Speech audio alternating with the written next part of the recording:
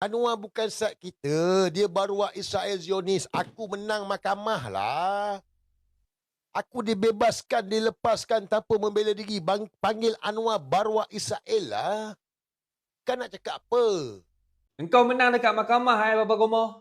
Bila engkau cakap Anwar Ibrahim ni baru Yahudi tapi engkau dibebaskan. Aku dengar cerita lah Bapa Gomo. Bila engkau kena tangkap, bila ditanya Anwar Ibrahim mana yang dimaksudkan, engkau kata Anwar Ibrahim baru Yahudi. Engkau tak kata Anwar Ibrahim Perdana Menteri Malaysia. Kebetulan pula ada nama yang sama macam Perdana Menteri kita dalam list baru Yahudi ni.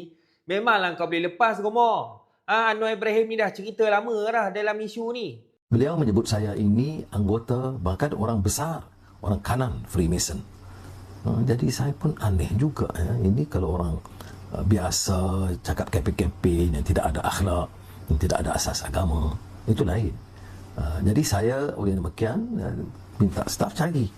Rupanya ada nama Anwar dia, mereka tahu. Kerana ini dikeluarkan dulu ya. Lodge Officers 2010-2011, Civil Service Lodge number 143. Brother Anwar Ibrahim. Dah, ini peluang mereka untuk menyerang saya.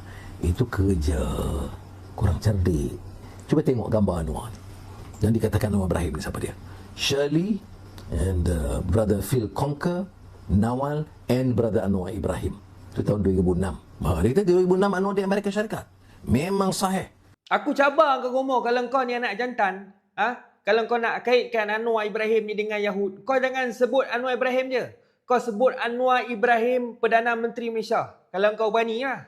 Aku nak tengok dekat mahkamah kau menang tak menang kalau kau sebut macam tu. Jadi sebut tu jadi jelas.